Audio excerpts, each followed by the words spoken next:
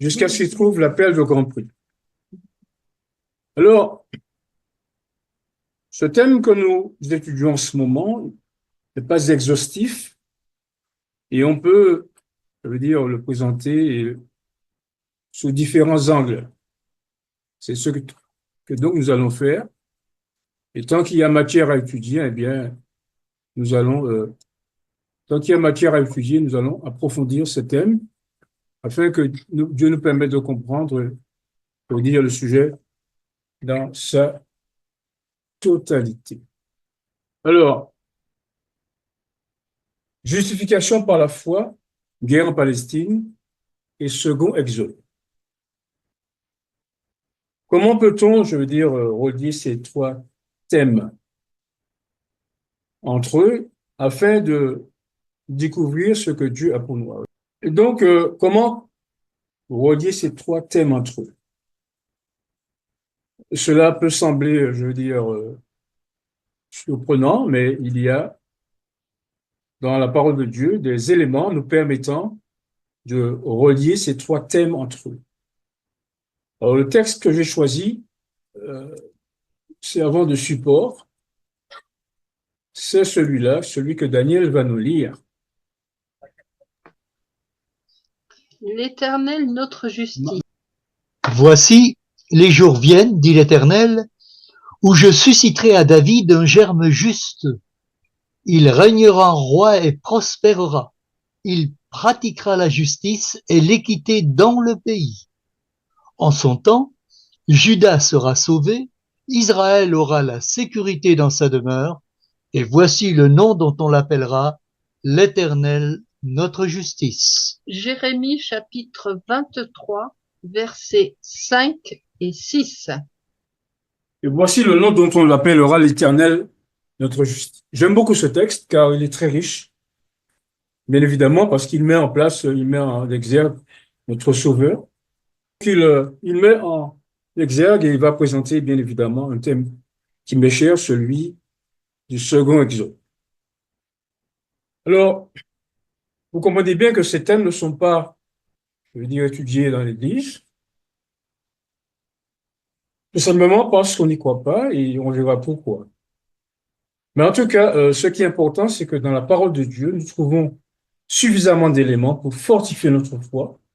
Et au fur et à mesure que nous considérons les événements tels qu'ils se passent, eh bien, nous sommes fortifiés car nous voyons que les différents morceaux du puzzle sont en train d'être rassemblés pour que nous ayons une compréhension, je veux dire, intelligente, et de manière à cadrer notre vie en fonction des jours qui viennent, bien évidemment, afin d'avoir le sceau de Dieu. Alors, nous allons lire un texte qui est très important, qui se trouve dans les écrits de la sœur White, qui a été écrit, ce texte, ce livre, notamment pendant le moment où Dieu envoya ces deux hommes, John Waggoner, comme les porteurs du message de l'autre ange, celui qui doit donner force et puissance à son message, le message du troisième ange, et sans lequel, eh bien, il ne serait impossible de prêcher l'évangile à toutes les nations, de même que sans l'addition de Jésus au message hébraïque, eh bien, il fut impossible de prêcher l'évangile à toutes les nations, comme le montre Acte 2, versets 1 à 4. Daniel? Ne pas éteindre l'esprit. De précieuses lumières émaneront encore des saintes écritures, et il n'appartient à personne d'énoncer ce qui, dans les messages que Dieu se réserve de faire connaître, doit ou ne doit pas être présenté. Ce serait éteindre l'esprit. Personne n'a le droit, quelle que soit l'autorité que lui confèrent ses fonctions, d'interdire l'accès à la lumière. Quand le Seigneur envoie un message à son peuple, nul ne peut se soustraire à l'obligation d'en examiner le contenu, ni se permettre de rester à l'écart ou d'adopter une attitude indifférente et présomptueuse en disant « Je sais ce qu'est la vérité, je suis satisfait de mes conclusions, ma décision est prise, et quoi qu'il advienne, je ne changerai pas d'opinion. Je n'ai pas à écouter ce que dit ce messager, car je sais que cela ne peut être la vérité. C'est parce qu'elles agissent ainsi que les églises populaires ont été abandonnées à des ténèbres partielles et que les messages de Dieu ne leur sont pas parvenus. Témoignage sur l'école du sabbat, page 64, deuxième paragraphe. Ainsi donc, comme vous le voyez, à travers ces lectures, il y a ces sujets, beaucoup de déclarations, eh bien, qui prennent le contre-pied de l'attitude de ceux que nous considérons comme bergers, comme pasteurs. Et là, on voit véritablement que, comme la dernière fois, que si Dieu devait attendre parce que les frères dirigeants partagent le message de l'Église, il ne parviendra jamais à l'Église. Donc, ceci est important et nous sommes donc encouragés lorsque, eh bien, c'est le contraire qui est fait, lorsqu'on interdit d'étudier, lorsqu'on interdit d'aller dans des réunions, lorsqu'on, je veux dire, avance des idées, je veux dire, purement hypothétiques, comme celles que nous avons fait passer la dernière fois, où, selon bien celui qui a envoyé le chat, une guerre éclaterait et les 144 000 sortiraient, j'allais dire, du bois et constitueraient le royaume de Dieu. Ce qui est important pour nous, frères et sœurs, et personnellement, je me suis livré à cet exercice car quand ce message est parvenu, eh bien, je sentais qu'il y avait quelque chose qui me poussait à l'approfondir et parce que bien Dieu m'a permis d'avoir une bonne connaissance en anglais, j'ai pu me fortifier personnellement et fortifier bien évidemment ceux qui le veulent bien. Donc, faisons attention à ce que dit l'inspiration, de manière à ce que nous ne fassions pas partie de ceux qui, hélas, rejetteraient les messages divins si le message le représente. Alors, il est important, je pense que vous avez regardé les nouvelles aujourd'hui, enfin, je le dis cette semaine, il est important de faire ce qu'on appelle un briefing. Un briefing de la guerre, c'est-à-dire un compte rendu, une mise à jour de la guerre qui a lieu en ce moment. Car je veux dire que en examinant les événements, en examinant les alliances, les ruptures, les bombardements par-ci, par-là, on réalise que, eh bien, il y a du grain à moudre et Dieu nous donne des éléments pour nous personnellement, pour nous fortifier dans un message auquel nous croyons, pour ma part, depuis 40 ans, et pour les autres personnes qui découvrent, eh bien, qu'elles puissent, je veux dire, se fortifier. Alors, avec la technique que nous avons, vous avez cette possibilité de revenir, d'étudier, de prendre note. Bon, je constate avec joie que, eh bien, les frères vont sur le YouTube, continuez à y aller, partagez avec d'autres, et n'ayez pas peur de poser des questions. Posez-moi des questions, envoyez-moi des mails, envoyez-moi des chats, car, comme j'aime à dire, ce message n'est pas là simplement pour que, bien, nous nous enorgueillissions, mais que nous comprenions, à l'instar des disciples, qu'il y a lieu de se rallier au Messie, comme cela se passait, et maintenant de se rallier à ce message. Car Dieu n'envoie jamais un message pour que nous disions, ah oui, c'est beau, ah oui, c'est vrai. Non, il veut que nous nous engagions et de cet engagement, eh bien, naîtra un groupe de personnes qui, le moment venu, eh bien, émergeront pour glorifier Dieu, pour porter son nom devant les nations. Alors, qu'est-ce qu'il y a eu en cette semaine? Alors, semaine importante, s'il en est, puisqu'il y a eu, eh bien, je veux dire, le triste anniversaire de l'attaque du 7 octobre. Et malgré cela, il y avait quand même des bombardements. Alors, bombardement à Gaza, bombardement du sud Liban et de Beyrouth, tremblement de terre, suspect en Iran. Ah, suspicion d'essai nucléaire. Alors, cette semaine, j'ai écouté un petit peu les explications que l'on donnait sur les tremblements de terre qui avaient lieu, je veux dire, en Iran. Certes, l'Iran est sur une crête, des plaques, je veux dire, qui sont proches, mais d'aucuns considèrent ces tremblements de terre sont suspects car provoqués par des essais nucléaires. Alors, hier soir encore, sur la chaîne LCI, sans faire de publicité, on parlait de cela et on disait que dans un an, eh bien, il y aura des événements, je veux dire, dramatiques. Concernant cette région, dans le monde aussi, car on verra que tout conflit dans cette région a une incidence grave dans le monde entier, déjà ne serait-ce que sur le plan économique, car c'est dans cet environ que, je veux dire, circule 30% de, du pétrole et autres minéraux et autres. Déclaration du ministre de la Défense israélien, Yaakov Gallant, qui déclare quoi? J'ouvre les guillemets. Ceux qui veulent nuire à l'État d'Israël en paieront le prix. Notre attaque en Iran sera mortelle, précise et surprenante. Ils ne comprendront pas ce qui s'est passé. Fin de citation. Déclaration faite sur LCI, le 10 octobre 2024. Alors, quand nous posons l'importance de cette déclaration, ben, nous voyons que nécessairement le monde est embarqué dans un drame, dans un conflit dont personne ne peut, je veux dire, prédire l'issue. Mais nous avons un Dieu qui met les hommes au défi de dire ce qui arrivera. Dites-nous et faites des prédictions pour que nous sachions si vous êtes des dieux.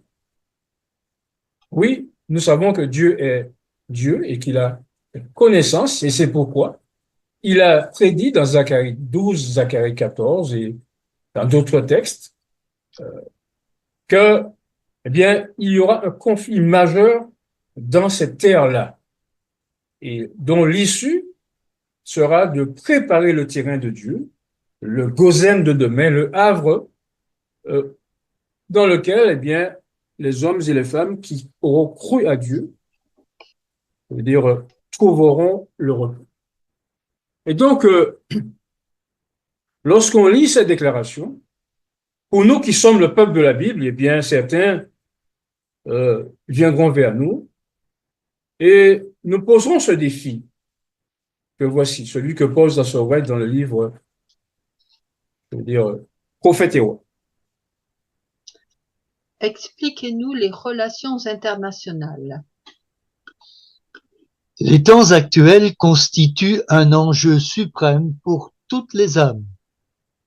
Des dirigeants et des hommes d'État, des responsables qui occupent des positions de confiance et d'autorité, des penseurs, hommes et femmes de toutes classes, fixent leur attention sur les événements de notre époque.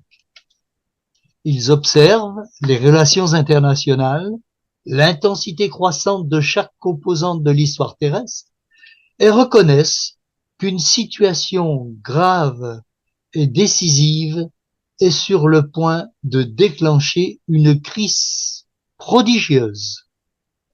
Alors, c'est Prophètes et rois, en français, donc, chapitre 43, pages 408 et 409. Ce livre a été publié en 1914. Alors, Ellen White l'a écrit d'abord, avant, mais il a simplement été publié.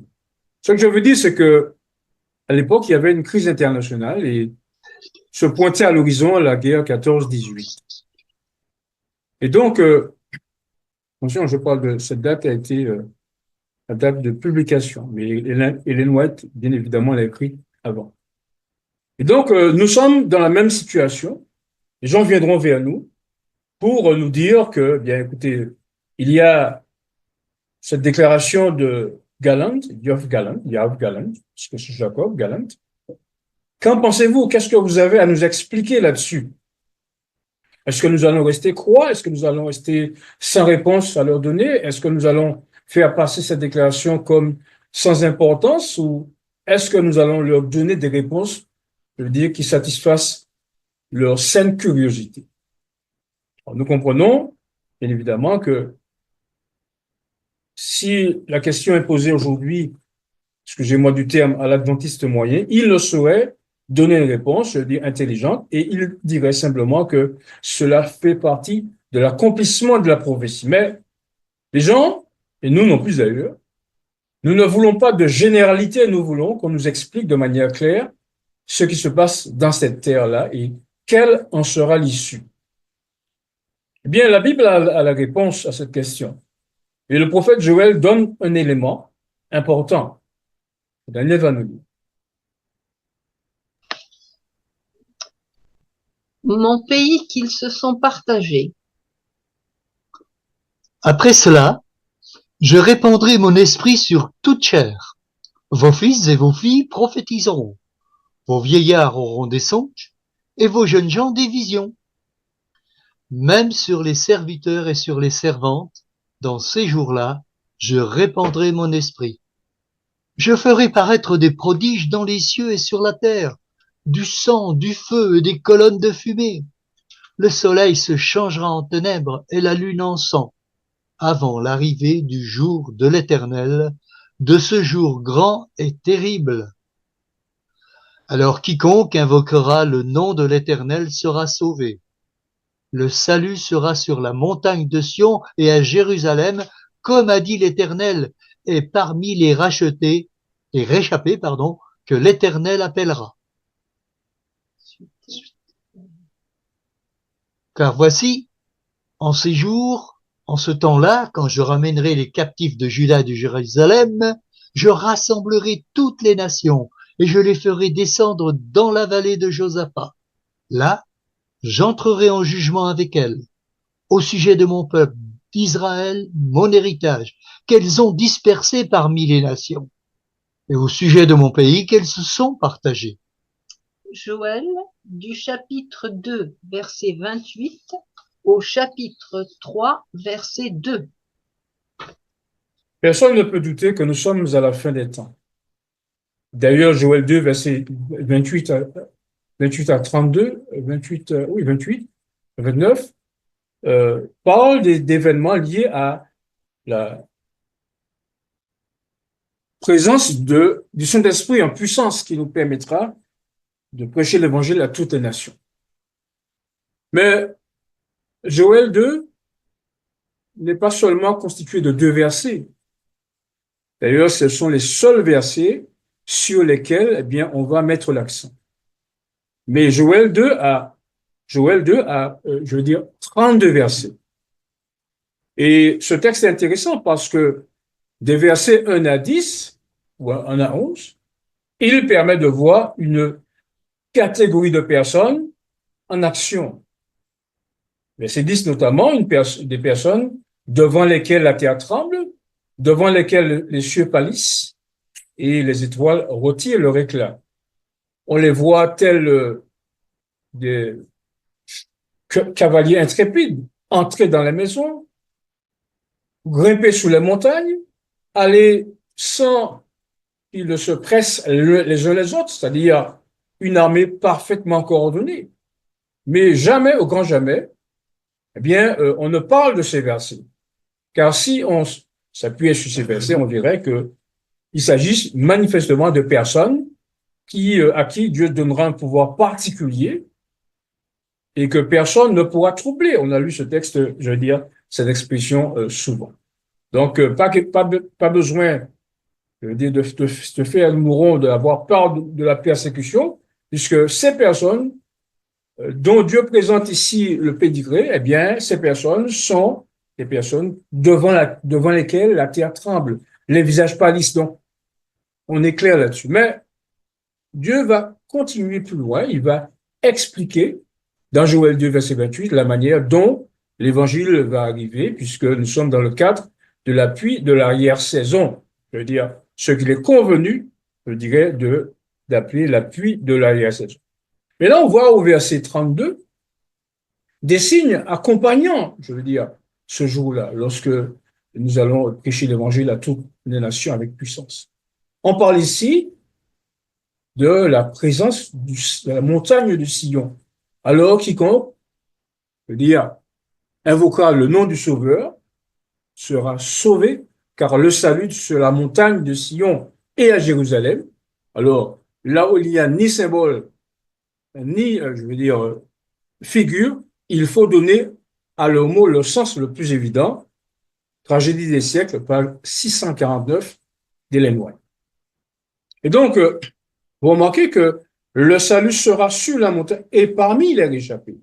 C'est-à-dire que non seulement dans ce lieu géographique, il y aura le salut, mais aussi il y aura des personnes porteuses de salut, en l'occurrence les réchappés, et bien évidemment les seuls réchappés auxquels on puisse penser, eh bien ce sont ceux qui réchapperont ou échapperont au jugement des vivants dans la maison de Dieu, ces personnes qui auront échappé au jugement de Dieu lorsque Dieu, retenez le bien, aura tué des personnes en grand nombre.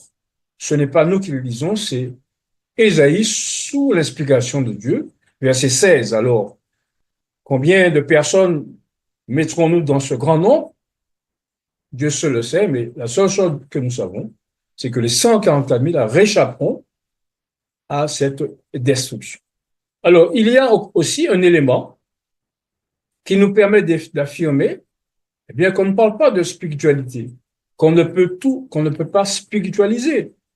Et alors, avant de passer à l'autre texte, je voudrais dire aussi que tous les livres de la Bible, on le voit, se résument et s'achèvent dans l'Apocalypse, puisque on voit les 144 000 sur la montagne de Sion, les fameux réchappés, et juste après, alors cela pourrait être l'effet d'un hasard, mais lorsque vous lisez Apocalypse chapitre 14, 1 à 5, vous voyez qu'il est fait mention des 144 000, des personnes dans la bouche desquelles il n'y a pas de faute, et juste après, comme par hasard, apparemment, eh bien, vous voyez les trois anges.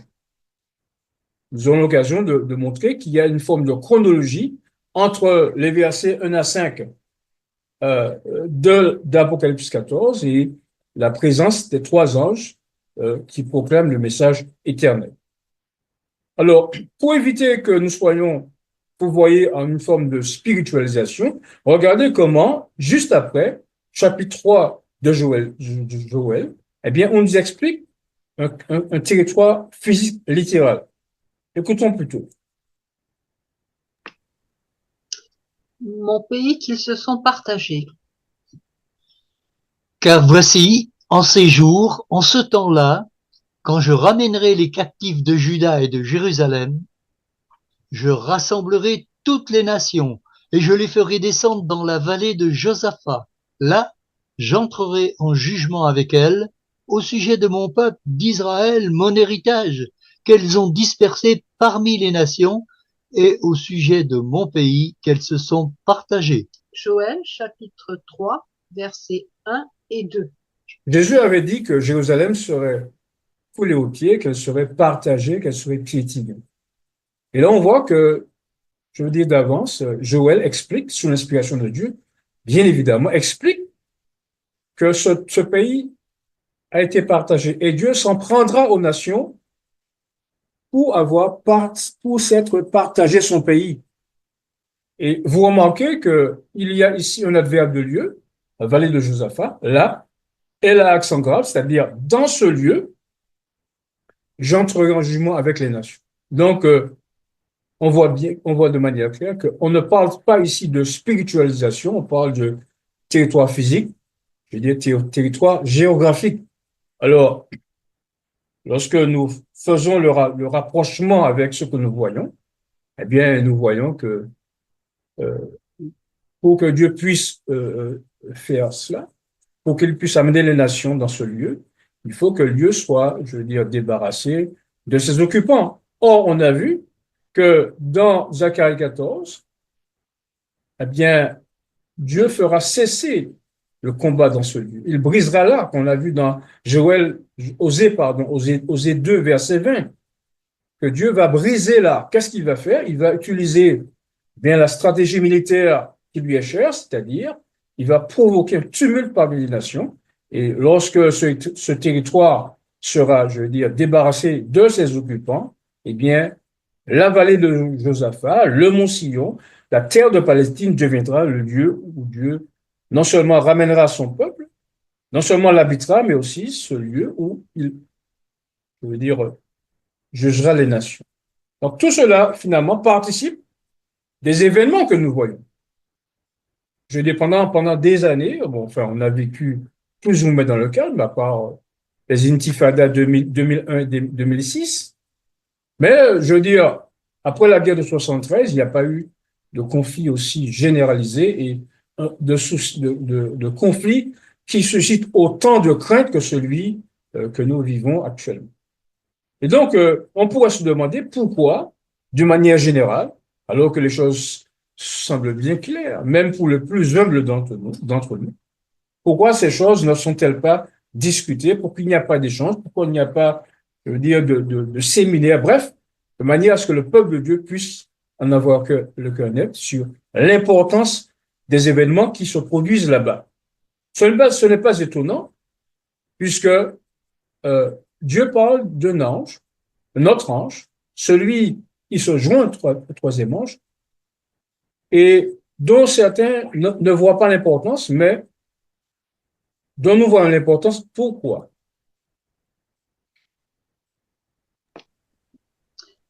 L'importance de l'ange d'Apocalypse 18. Après cela, je vis descendre du ciel un autre ange qui avait une grande autorité, et la terre fut éclairée de sa gloire. Et j'entendis du ciel une autre voix qui disait: Sortez du milieu d'elle, mon peuple, afin que vous ne participiez point à ses péchés et que vous n'ayez point de part à ses fléaux. Apocalypse chapitre 18, verset 1 et verset 4.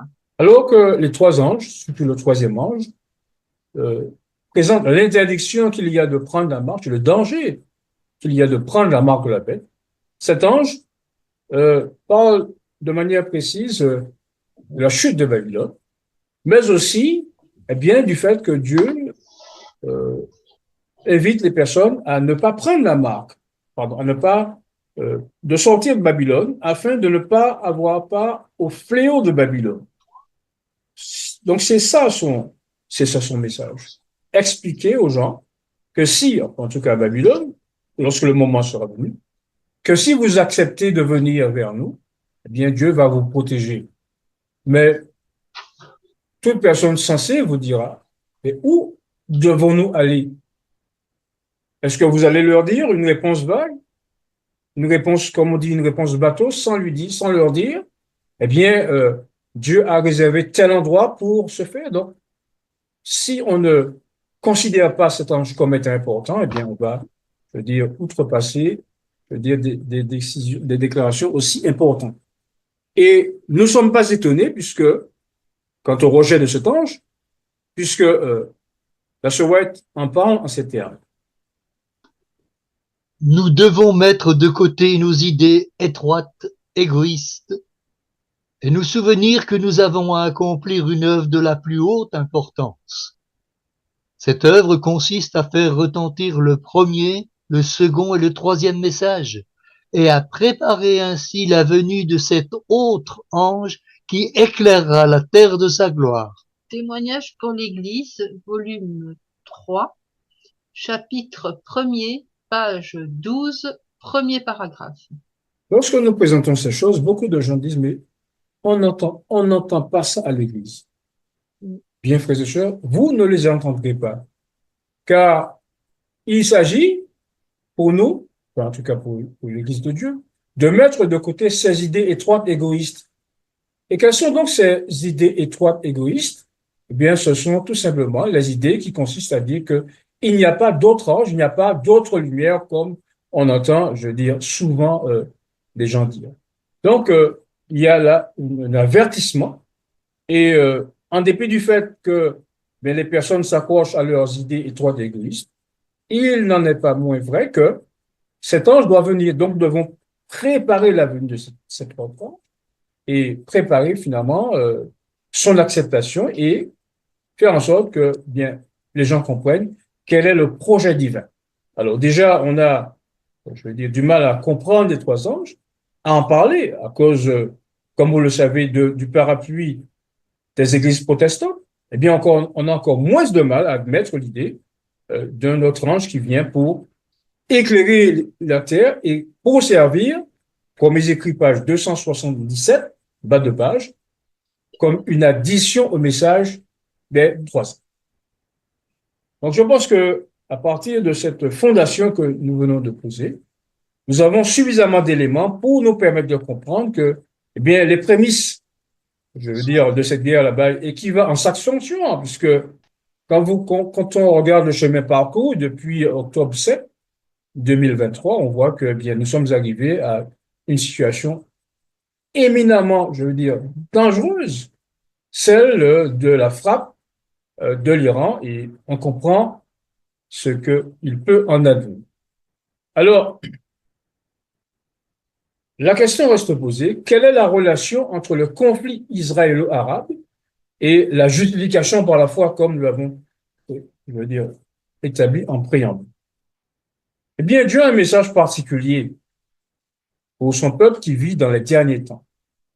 Il nous demande, afin de comprendre cette relation de la justice, de la justification par la foi et du conflit qui a lieu là-bas et qui ira en s'envenimant jusqu'à ce que, eh bien, le paroxysme soit atteint, c'est-à-dire la purification, la libération de la terre.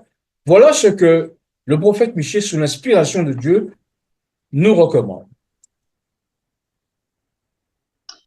Souviens-toi des paroles de Balaam.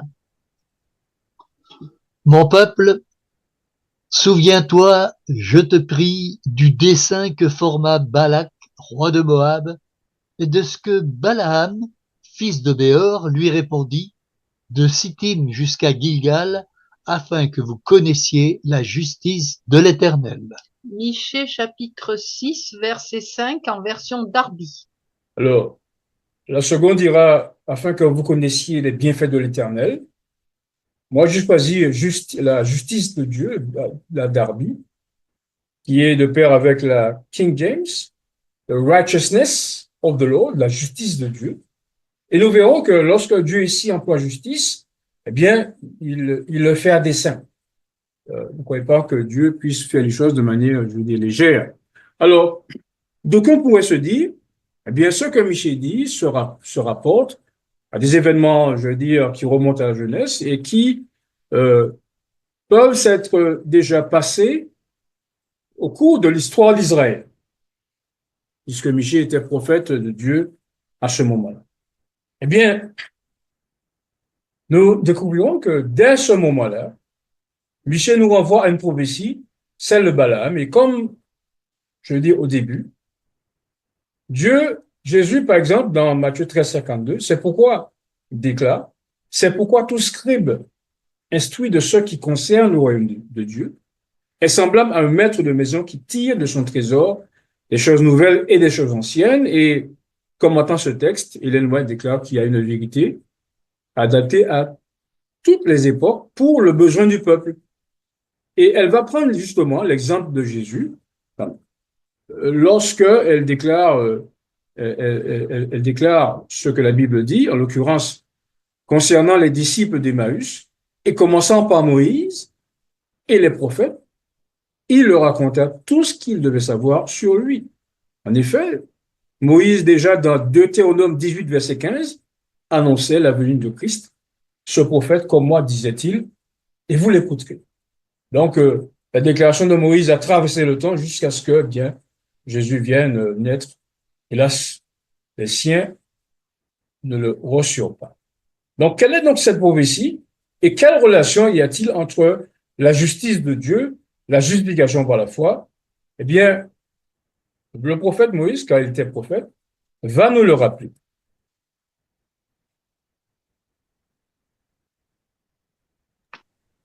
Le conflit israélo-arabe à la fin des jours. Et Balaam vit qu'il était bon aux yeux de l'Éternel de bénir Israël. Et il n'alla pas, comme d'autres fois, à la rencontre des enchantements, mais il tourna sa face vers le désert. Et Balaam leva les yeux et vit Israël habitant dans ses tentes selon ses tribus. Et l'Esprit de Dieu fut sur lui. Et il proféra son discours sentencieux et dit, et maintenant, voici, je m'en vais vers mon peuple Israël, il s'agit de Balaam, viens, je t'avertirai de ce que ce peuple fera à ton peuple à la fin des jours. Nombre chapitre 24, versets 1 et 2, puis 13 et 14 en version Darby. Notez que la vision de excusez-moi, la vision de Balaam concerne la fin des jours. D'aucuns disent que les 144 000, on ne sait où ils sont. Mais tandis que ici, Balaam déclare que il vit, il leva les yeux et vit Israël habitant dans cette tente, selon cette tribu. Ainsi que notre père Jacob, lorsqu'il déclare dans Genèse 49, verset 10, assemblez-vous mes fils, et je vous dirai ce qui vous surviendra à la fin des jours. Donc on peut, je dis, ironiser, on peut gloser, mais le Saint-Esprit, par la bouche de Balaam et par la bouche de, je dis, Jacob, déclare qu'ils seront présents à la fin des jours. Alors, on a déjà vu ce texte, on voit que les tribus ici, ce sont des personnes qui ont perdu leur identité au cours de la chrétienne, mais qui reviendront dans leur terre, car c'est là la terre que Dieu a, je veux dire, donnée à nos pères. Et il a promise pour des générations en génération. Alors, je voudrais aussi insister sur le fait que Balaam était un prophète de Dieu, mais en même temps, c'était un devin, c'était un sorcier. D'ailleurs, on le voit bien lorsqu'il s'est associé à Madian, dans Nombre 25, lorsqu'il s'est associé au culte des Madianites, au culte des Moabites.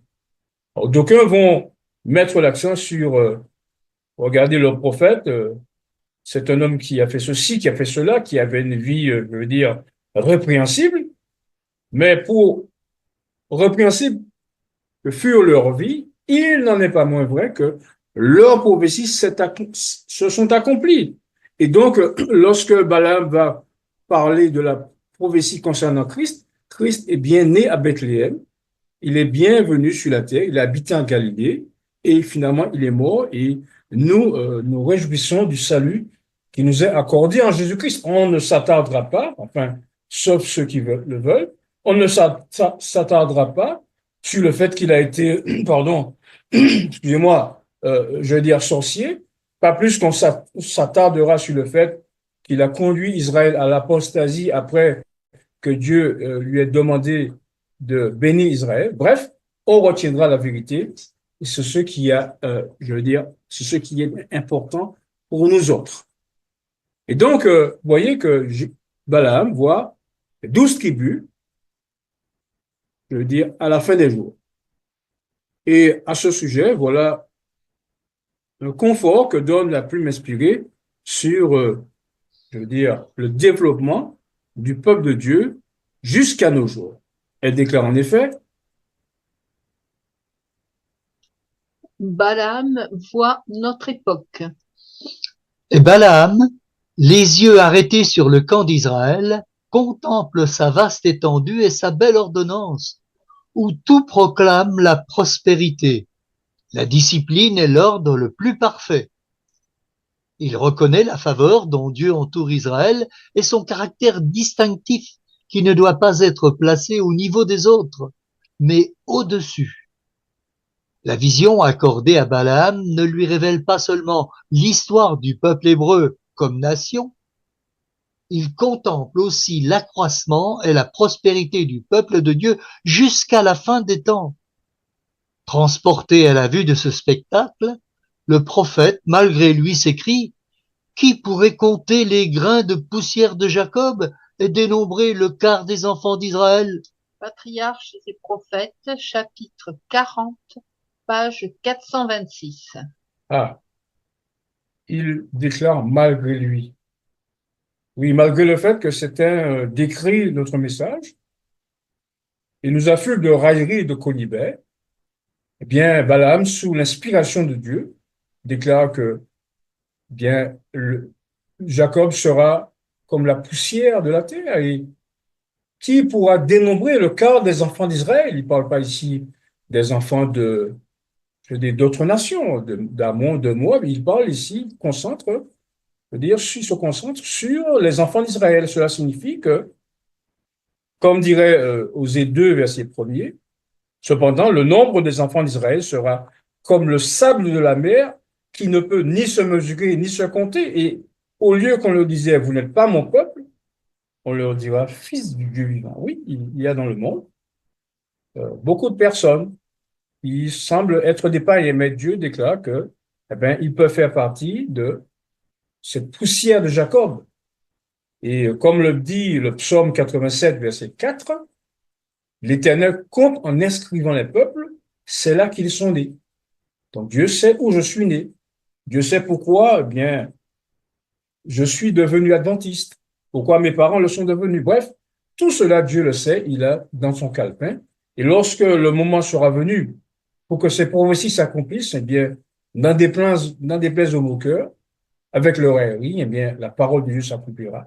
Puisque Dieu veut sanctifier son nom, Dieu veut justifier son nom, Dieu veut élever son grand nom devant les nations, de manière à ce que les personnes qui, aujourd'hui, ne voient pas l'importance de servir Dieu, ne voient pas l'importance de venir de la bergerie, enfin, de l'endroit où ils sont vers la bergerie de Dieu, eh bien, puissent le faire au moment opportun. Et donc, nous progressons pas à pas, sans nous fourvoyer, puisque la parole de Dieu nous sert de guide. Et nous abordons maintenant, nous cherchons à découvrir qui sont les vainqueurs de ce conflit des derniers jours. Sont-ce ceux qui occupent la Palestine aujourd'hui ou sont-ce d'autres personnes que la parole de Dieu va nous révéler? En effet, elle déclare ce qui suit.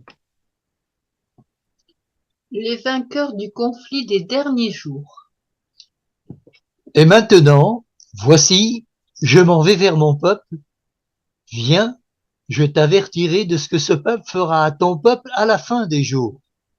Et il proféra son discours sentencieux et dit, Balaam, fils de Béor, dit, et l'homme qui a l'œil ouvert dit, celui qui entend les paroles de Dieu et qui connaît la connaissance du Très-Haut, qui voit la vision du Tout-Puissant, qui tombe et qui a les yeux ouverts, dit, je le verrai, mais pas maintenant.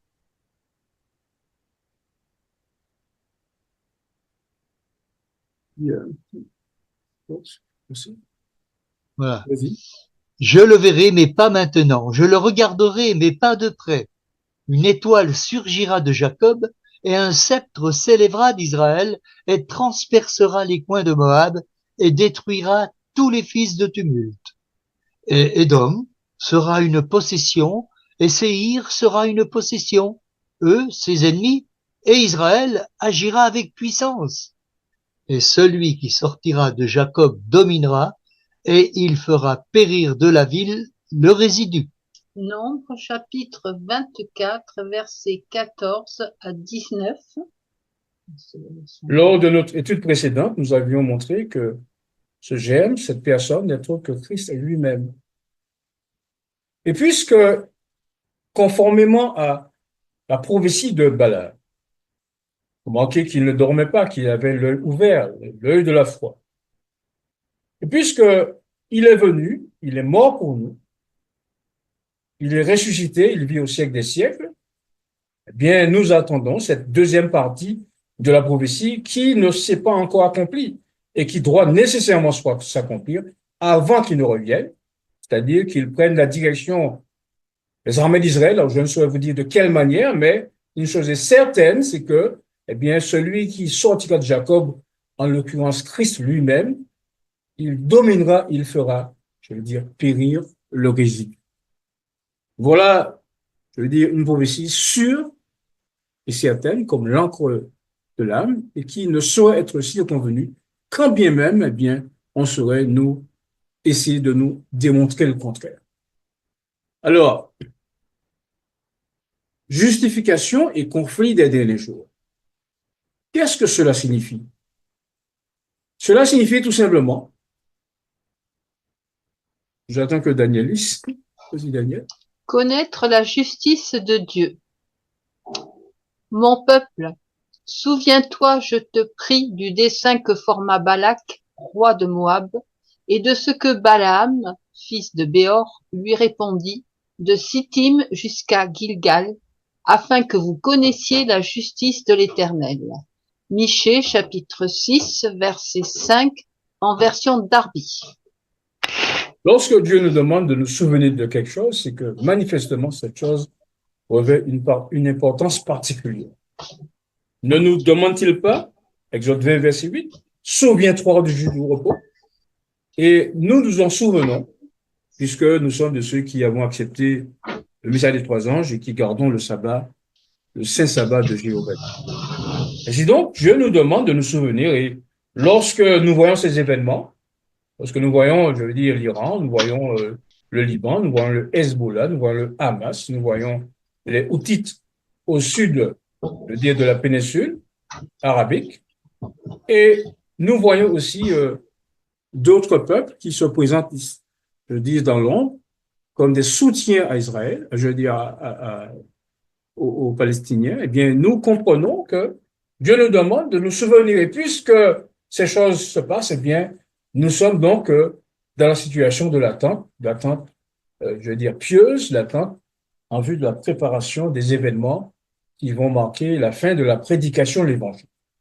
Ainsi donc, aujourd'hui, la justification par la foi, en l'occurrence celle dont nous parlons ici, prend une autre dimension. Elle n'a pas la vue, je veux dire, un peu étroite,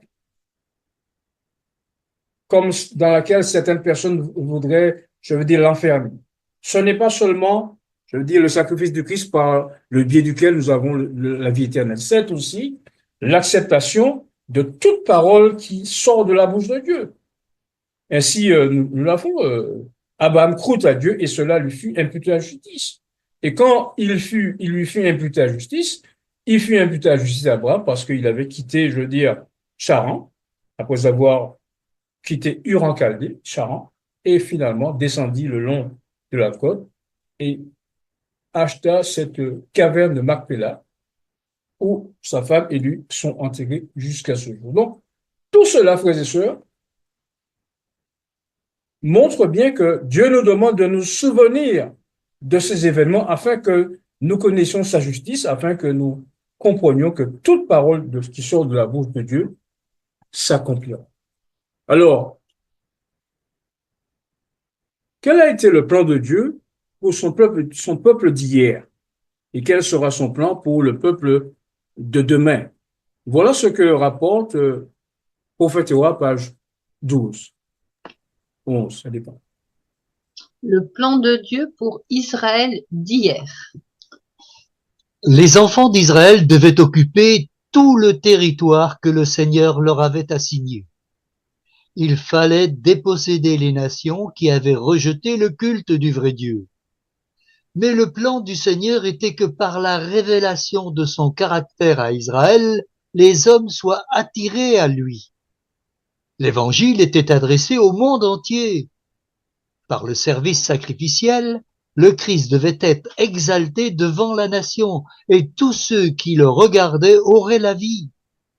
Tous les païens, tels que Rahab la Cananéenne ou Ruth la Moabite, étaient invités à s'unir au peuple élu. À mesure qu'augmentaient les Israélites, ils devaient élargir leurs frontières jusqu'à ce que leur royaume englobe le monde entier. Prophètes et rois, page 11, cinquième paragraphe et haut de la page 12. Oui, voilà le plan de Dieu. Et vous remarquez que, eh bien, la dernière phrase nous fait penser à une pierre qui prend de l'importance et qui élargit, qui va croître dans le monde entier.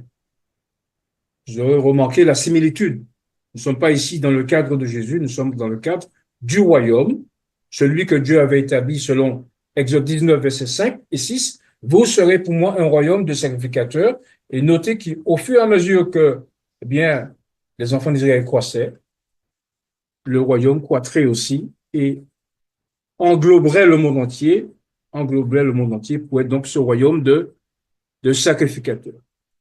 Donc, ceci nous permet de voir et de revenir un peu là-dessus, là, pour montrer que ceux qui se relèvent de la justification par la foi, version 2024, en se basant sur les déclarations des prophètes, montrent bien que s'ils ne croient pas à ces événements, eh bien, ils n'auront pas la justification par la foi et ils tomberont, hélas, sous le coup des armes destructeurs, des anges qui vont procéder à la purification. Donc, Dieu avait établi Israël comme nation phare. Ézéchiel 5, verset 5, dans cette Jérusalem qui était au centre du monde, au centre des nations. Mais le plan n'a pas changé, puisque lorsqu'on considère les prophéties de Moïse, eh bien, nous considérons que Dieu a un plan particulier, et ce plan englobe la Palestine comme lieu de refuge et lieu servant pour la prédication mondiale de l'Évangile. Et puisque Moïse nous parle de la fin des jours, et puisque Jacob, notre père, parle de la fin des jours, eh bien, approfondissons la question juste un peu pour parler de ce royaume qui devra être installé dans la terre où il y a en ce moment, c'est, je veux dire, cette guerre, cette destruction. Toujours le plan du Seigneur pour l'Israël d'aujourd'hui. Voici, les jours viennent, dit l'Éternel, où j'ensemencerai la maison d'Israël et la maison de Juda d'une semence d'hommes et d'une semence de bêtes. Et comme j'ai veillé sur eux pour arracher, abattre, détruire, ruiner et faire du mal, ainsi je veillerai sur eux pour bâtir et pour planter, dit l'Éternel. Jérémie chapitre 31, versets 27 et 28. Je pense que nous prenons l'importance de cette déclaration, celle qui est en surbrillance. Oui, Dieu a veillé à détruire, Dieu a veillé à arracher, mais il déclare qu'il veillera pour planter, et planter au même endroit, c'est-à-dire la terre de nos pères. Et qui sont ces personnes en réalité et euh, comment les identifier? Eh bien, voilà un élément de réponse trouvé dans la plume inspirée, qui est celui-là. Le plan du Seigneur pour l'Israël d'aujourd'hui. L'orgueil inflexible et révolté amena sur les Juifs la colère des conquérants romains. Jérusalem fut détruite, le temple démoli et son emplacement labouré comme un champ. Les enfants de Juda succombèrent de la mort la plus atroce. Des millions d'entre eux furent vendus comme esclaves. Ce que le Seigneur se proposait de faire pour le monde par Israël, le peuple élu, il le fera par son Église. Il a affermé sa vigne à d'autres vignerons, à ceux qui gardent son alliance et qui donnent le produit de sa vigne au temps de la récolte. Dieu n'a jamais manqué sur la terre de vrais représentants qui ont considéré les intérêts divins comme les leurs. Ces témoins de Dieu font partie de l'Israël spirituel, et c'est pour eux que s'accompliront toutes les promesses de l'alliance conclue par le Seigneur avec son peuple d'autrefois.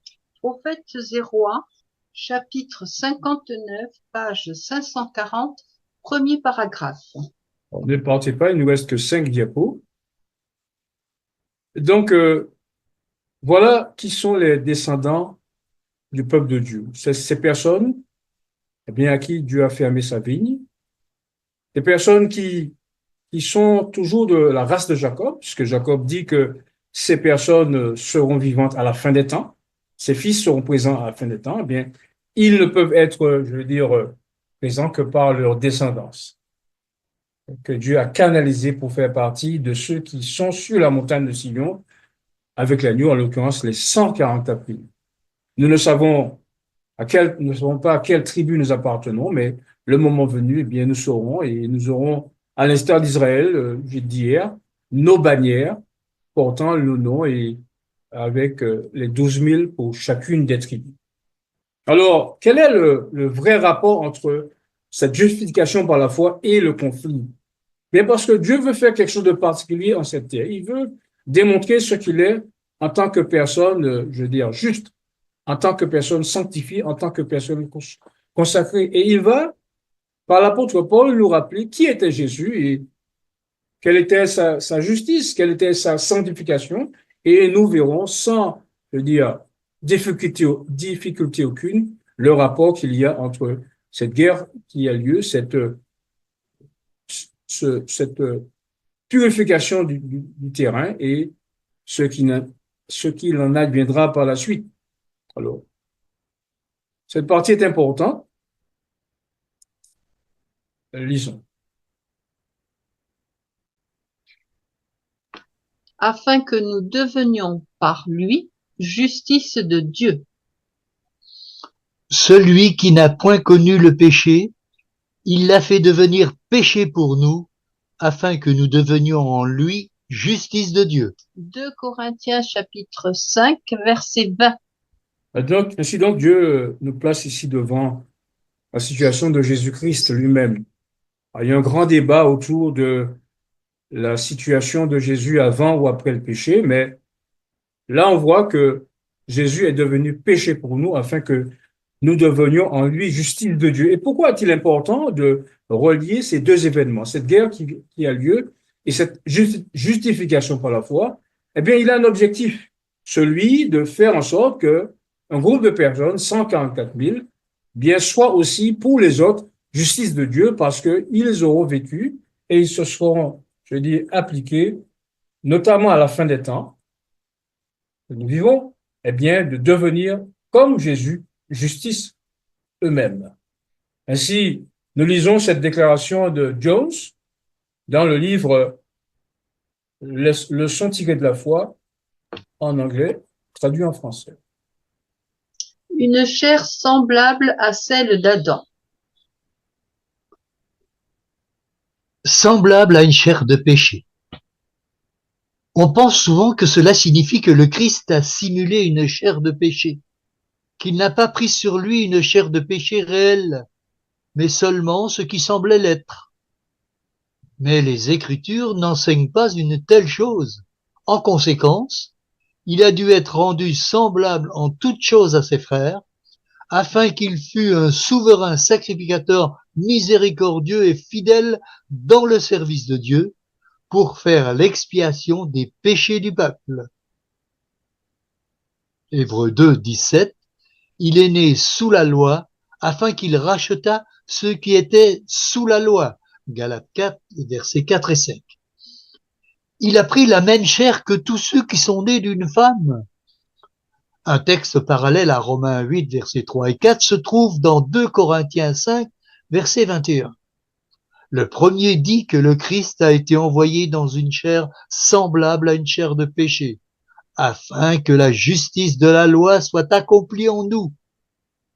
Le second dit que Dieu l'a fait devenir péché pour nous, bien qu'il n'ait pas connu le péché, afin que nous devenions en lui la justice de Dieu.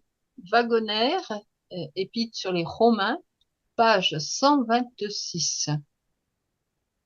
Je sais qu'il y a une tentation rampante, voire même une théologie rampante, qui consiste à dire que Jésus est venu dans la chair d'Adam avant le péché.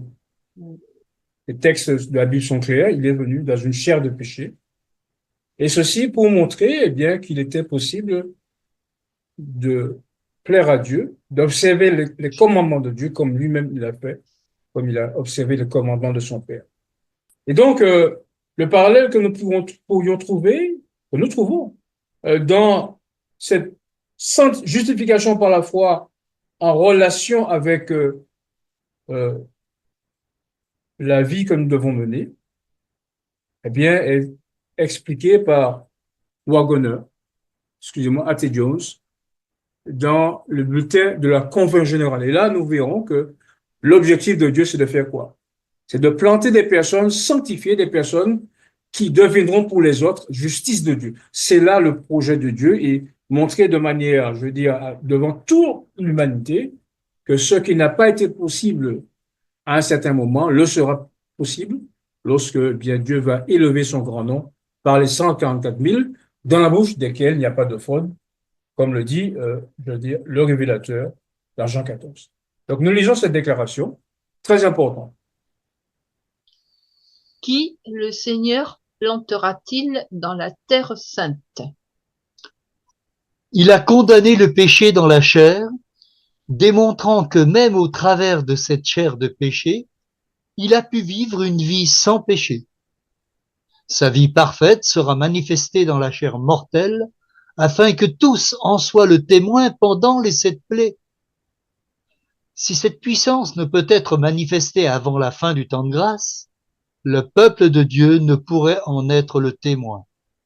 Cela ne saurait leur servir de témoignage. Mais avant la fin du temps de grâce, il y aura un peuple si parfait en lui qu'en dépit de leur chair de péché, ils vivront une vie sans péché. Ils vivront des vies sans péché dans une chair mortelle, car celui qui a démontré qu'il a le pouvoir sur toute chair vivra en eux, vivra une vie sans péché dans une chair de péché, une vie saine dans une chair mortelle. Et c'est là un témoignage qui ne saura être contredit, un témoignage qu'on ne saurait donner de plus grand, puis viendra la fin. A.T. Jones, bulletin de la conférence générale de 1901, page 146. Je pense à un frère avec qui on a chatté cette semaine. Il semblait découragé du fait qu'il, selon lui, ne pourrait parvenir à cette sanctification. Eh bien, mon frère, voilà ta déclaration. Eh bien, Dieu, Jésus, si tu le laisses faire, si nous le contemplons, viendra un jour pour habiter en nous. Et ce sera le témoignage par lequel, eh bien, euh, le monde sera sauvé. Mais il ne le fera pas en cachette.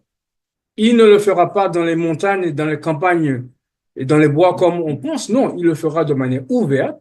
Il le fera aux yeux des nations, comme on déclare ici, comme cette déclaration le montre ici. Une race bénie de l'Éternel.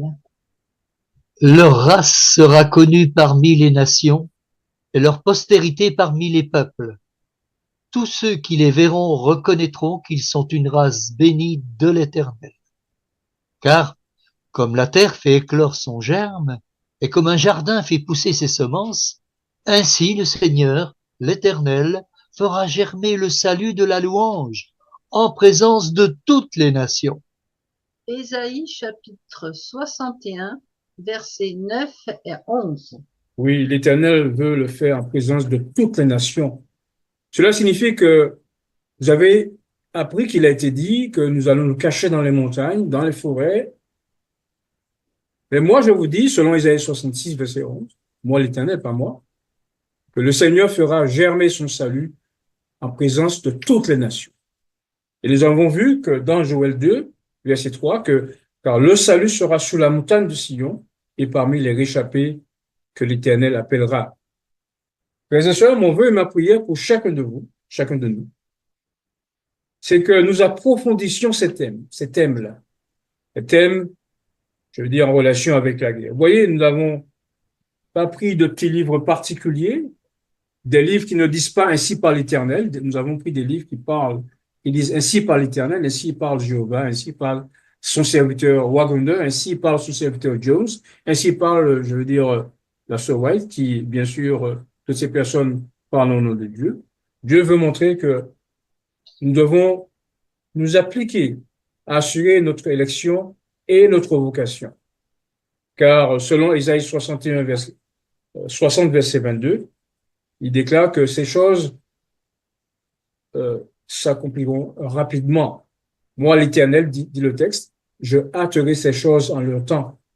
Puissions-nous continuer à venir, puissions-nous étudier. Alors, n'ayez pas de m'appeler. J'ai pas mis le téléphone, j'ai pas mis le WhatsApp, mais demain, Dieu voulant, bien, vous l'aurez.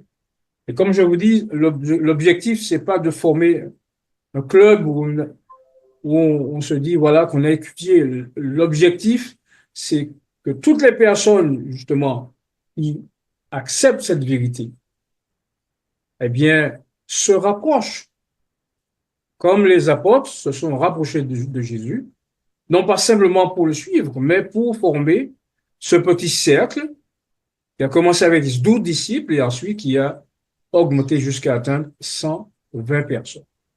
C'est là l'objectif. Donc, au fur et à mesure que nous allons avancer, n'ayez pas peur, appelez-nous, rapprochez-vous de nous, demandez, posez vos questions et par la grâce de Dieu, autant que nous puissions le faire, nous allons, je veux dire, vous répondre.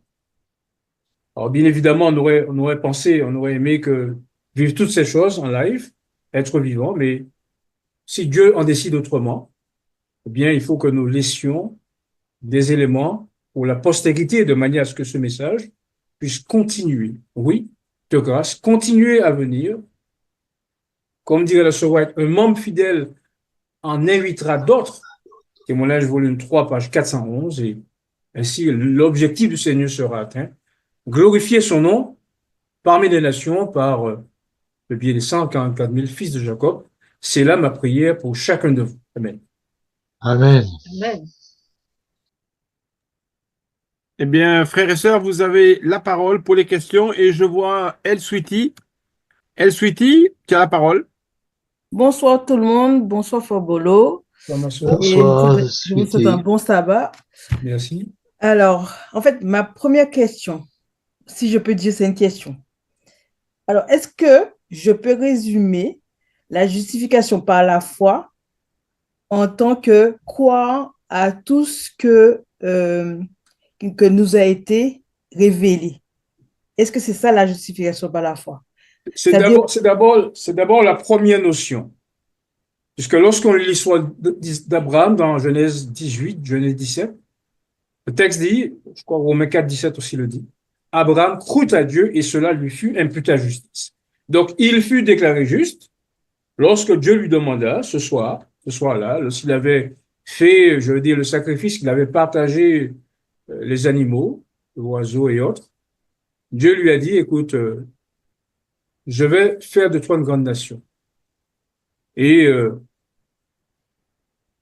il faut que tu acceptes ce projet. Et la Bible déclare que pour avoir cru à ce que Dieu lui avait dit, il fut imputé justice à Abraham. Donc c'est la même chose que Dieu demande aujourd'hui. Alors bien évidemment, vous comprenez bien que plus tard, eh bien, grâce à la descendance, c'est-à-dire Isaac, Jacob et compagnie, eh bien, Jésus vint, la descendance dont parle, je veux dire, l'apôtre Paul dans Galates 3, la descendance Christ vint. Mais le premier élément qui a justifié Abraham, c'est parce qu'il a cru lorsque Dieu lui a dit de quitter Ur en Chaldée, et lorsqu'il arriva à Charan ou à Haran, selon l'expression, eh bien, il se mit en marche pour accepter les promesses de Dieu et prendre possession de la terre.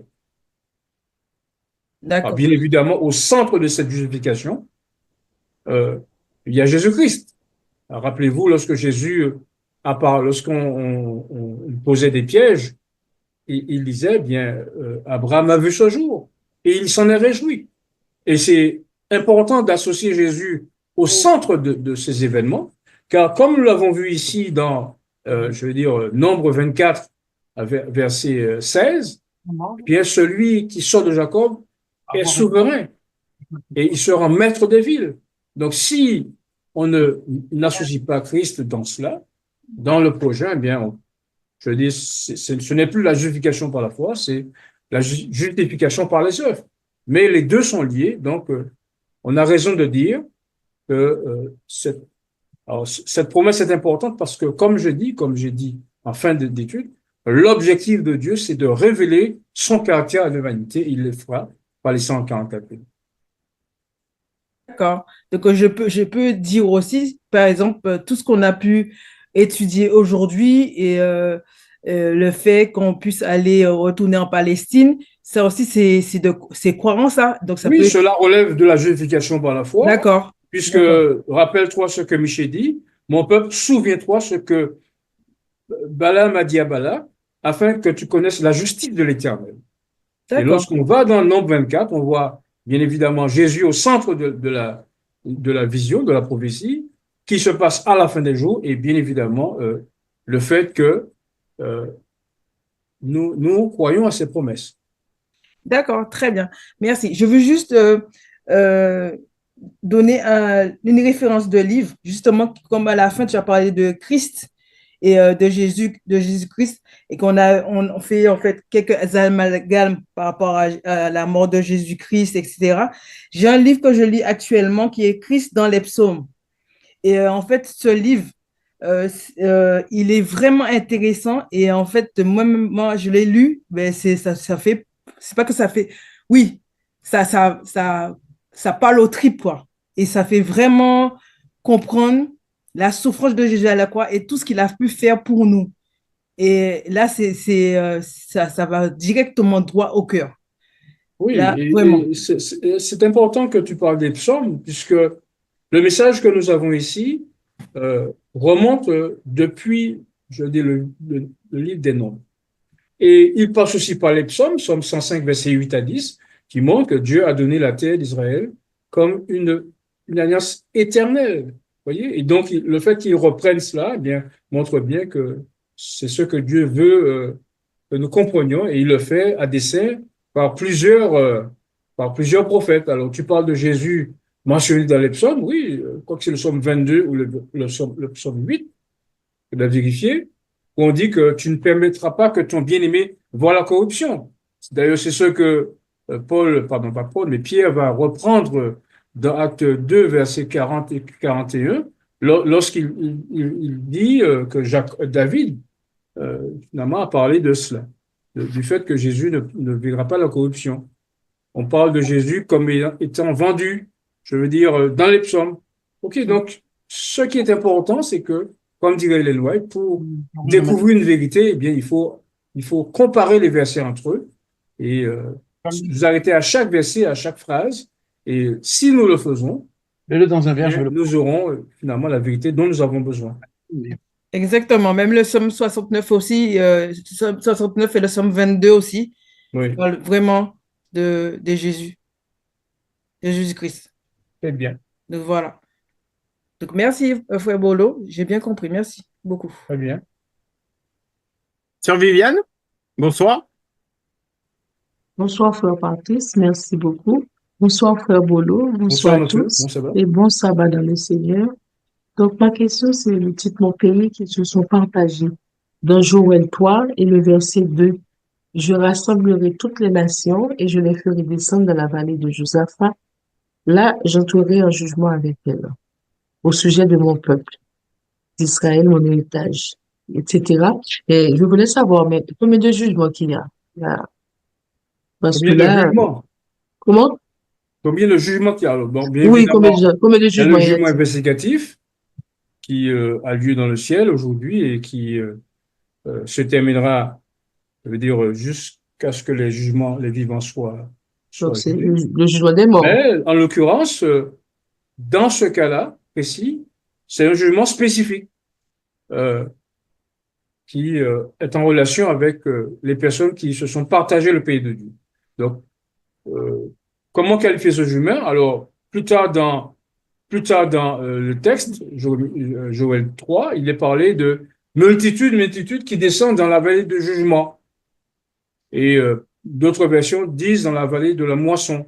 La moisson est mûre. Donc, cela peut participer, peut relever du jugement des vivants dans le monde. Dans le monde. Puisque lorsqu'on lit Joël 3, pour me répéter, eh bien, on parle de la moisson de la terre. La moisson de la terre est mûre. Donc, tantôt on parle de jugement, tantôt on parle de moisson, tantôt on parle de récolte. Mais alors, donc, dans un premier temps, sur la question de la Palestine et ensuite sur le reste, euh, je veux dire la moisson spirituelle des nations. Donc, on peut dire combien de jugements qu'il y a-t-il? Donc, il Alors, y a les morts, il y a dans la maison de Dieu, il y a ce oui. jugement-là, et puis les fléaux, c'est ça? Donc, il y a 4 jugements. Je ne dirais pas, enfin, je ne comptabiliserai pas le jugement, mais je dirais les choses de manière, je veux dire, simple. Le jugement investigatif, alors, euh, est-ce qu'on peut le séparer en deux? On peut le séparer en deux parce que, je veux dire que les morts sont jugés d'une manière, les vivants d'une autre. Mais bon, mettre jugement un 2 sur le jugement investigatif, moi, je l'accepterai comme un jugement, je veux dire, un seul jugement qui commence par les morts et s'achève parmi les vivants. Et celui dont on parle ici, c'est un jugement spécifique en relation avec la terre de Dieu. Donc, c'est-à-dire que ces gens-là, ils ne font pas partie des fléaux. Pardon? Ils ne feront pas partie des fléaux. Les fléaux vont commencer pour les Alors, méchants. comment Dieu jugera-t-il ces nations? Ben, il ne donne pas d'éléments, mais dans le même temps, lorsqu'on poursuit la lecture de Joël 3, on voit que, eh bien, ce sera le moyen par lequel, et pour cause, parce que c'est à partir de ce lieu que Dieu fera appel, que Dieu appellerait la nation à se joindre à lui, à se joindre aux 144 000. Voilà. D'accord. Ma deuxième question, c'est le plan du Seigneur pour Israël d'aujourd'hui. Donc, voici Pour, les jours viennent. Donc, je parle de Jérémie 31, verset 27. Voici les jours viennent, dit l'Éternel, où j'ensemencerai la maison d'Israël et la maison de Juda d'une semence d'hommes et d'une semence de bêtes. Donc, j'ai pas bien compris ce verset.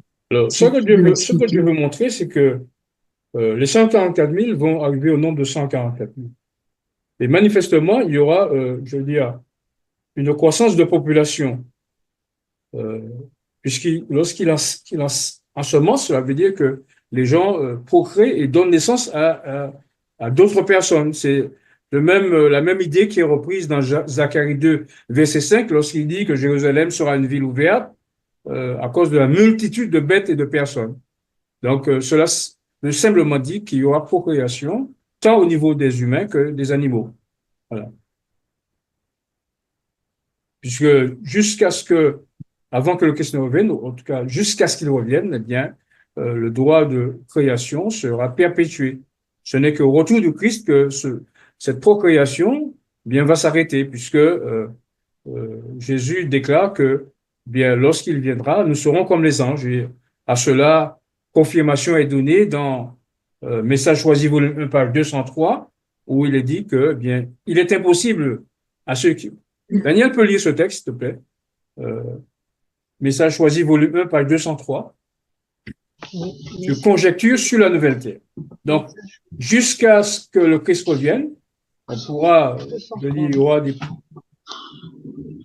la procréation, mais lorsqu'il revient, eh bien, ce phénomène va s'arrêter. 203. Message choisi, volume 1, page 203. Qu'est-ce qu'il faut lire 203. 203, alors c'est C'est bien ça. Conjecture sur la vie future. certains croient qu'il y aura des mariages et des naissances sur la nouvelle terre. Impossible d'harmoniser de telles doctrines avec les Écritures. L'idée selon laquelle des enfants naîtront sur la nouvelle terre ne fait pas partie de la parole sûre des prophètes. 2 Pierre 1,19. Le Christ s'est exprimé assez clairement pour qu'il n'y ait pas de malentendu. Ces déclarations devraient suffire pour régler définitivement la question des mariages et des naissances sur la nouvelle terre. Ni ceux qui seront relevés d'entre les morts, ni ceux qui seront transférés sans passer par la mort, ne se marieront ou ne donneront en mariage. Semblables à des anges de Dieu, ils feront partie de la famille royale. Très bien. Donc, pendant le royaume, il y aura du mariage, il y aura des naissances, il y aura des procréations. Mais lorsque le Christ revient, eh bien, tout s'arrête. Et nous serons toujours avec le Seigneur. Merci, Frère Bono, pour toutes ces explications. Que Dieu te bénisse, ainsi que toute ta famille, et qu'il nous bénisse tous. Amen. Amen. Amen. Alors, pendant que la sœur se prépare, j'invite tous ceux qui étaient là ce soir, ainsi que d'autres personnes que vous inviterez, eh bien, à, à étudier avec nous un sujet que j'avais voulu présenter il y a de cela 2 sabbats, mais qui n'a pas été présenté. Eh bien, vous avez entendu des complaintes et vous n'étiez pas attristés. On va un petit peu reprendre sur ce dont on n'a pas parlé aujourd'hui et on va approfondir la question. Donc, soyez présents demain après-midi si Dieu veut. Invitez d'autres personnes. Amen.